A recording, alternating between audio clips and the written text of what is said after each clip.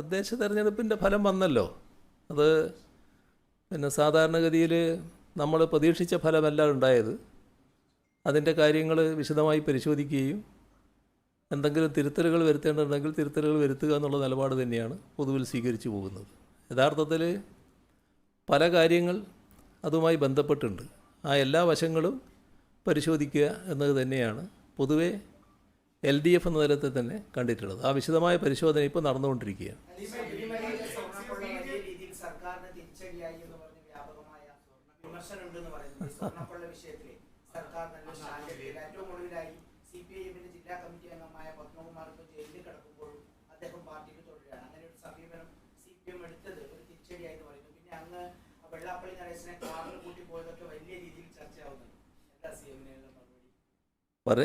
കുറേ ചോദ്യങ്ങൾ ഒന്നിച്ച് ചോദിച്ചിരിക്കുകയാണ് അല്ലേ?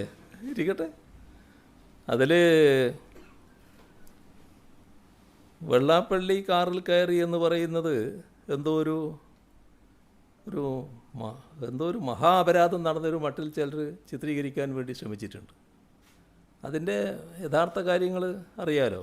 അവിടെ പമ്പയിലൊരു പരിപാടിയിൽ പങ്കെടുക്കാൻ ഞാൻ പോയപ്പോൾ ആ നിൽക്കുന്ന സ്ഥലത്ത് നിന്ന് പരിപാടി സ്ഥലത്തേക്ക് കുറച്ചകലം പോകാനുണ്ട്. അങ്ങോട്ട് അപ്പോഴാണ് വെള്ളാപ്പള്ളി എന്നെ കാണാൻ വരുന്നത്.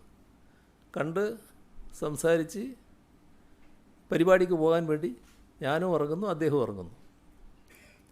അപ്പോൾ പരിപാടിയിലേക്ക് പോകാൻ ഞാൻ കാറ് കയറുമ്പോൾ അദ്ദേഹവും എന്നോടൊപ്പം കാറിൽ കയറി എന്നുള്ളതാണ് വസ്തുത. ആ ദൂരത്തേക്ക് അദ്ദേഹം നടന്നു പോകുന്ന അവസ്ഥ ഒഴിവാക്കാൻ ആ കാറിൽ കയറട്ടെ എന്ന നിലപാട് ഞാനും സ്വീകരിച്ചിട്ടുണ്ടാവും. അതിലെന്താ ഒരു തെറ്റ്? സാധാരണഗതിയിൽ എന്തോ ഒരു തരത്തിലും തൊട്ടുകൂടാൻ പറ്റാത്ത ഒരാളാണ് വെള്ളാപ്പള്ളിയെ പോലെ ഒരാൾ എന്ന് പറയാൻ പറ്റും. അത് ഏതൊരാളായാലും നമ്മൾ ചെയ്യുന്ന കാര്യമല്ലേ. പ്രത്യേകിച്ച് ഒരേ പ്രായക്കാർ, ഒരേക്കാളും കുറച്ച് പ്രായമുള്ള ആൾ അങ്ങനെയൊക്കെ വരുമ്പോൾ നമ്മൾ അത്തരം ആളുകളെ ആദരിക്കാൻ ചിലപ്പോൾ തയ്യാറാവില്ലേ. അതിനകത്ത് എന്താ വേറൊരു അപാകതയുള്ളത്? അതിലേതെങ്കിലും ഒരു അപാകത ഞാൻ കാണുന്നില്ല. പക്ഷേ വലിയ തോതിൽ തെറ്റായി അതിനെ ചിത്രീകരിക്കാനുള്ള ശ്രമങ്ങൾ നടന്നു എന്നുള്ളത് വസ്തുതയാണ്. അത് പലപ്പോഴും ഉണ്ടാകാറുണ്ടല്ലോ. അതാണ് അതുമായി ബന്ധപ്പെട്ട് പറയാനുള്ളത്. ലോകത്തെവിടെയായാലും ഏത് സമയത്തും 24 വാർത്തകളും ഓഗ്മെന്റഡ് റിയാലിറ്റി പാക്കേജുകളും എക്സ്പ്ലെയിനറുകളും വിശദമായി കാണാൻ ഞങ്ങളുടെ YouTube ചാനൽ നിങ്ങൾക്ക് സബ്സ്ക്രൈബ് ചെയ്യാം.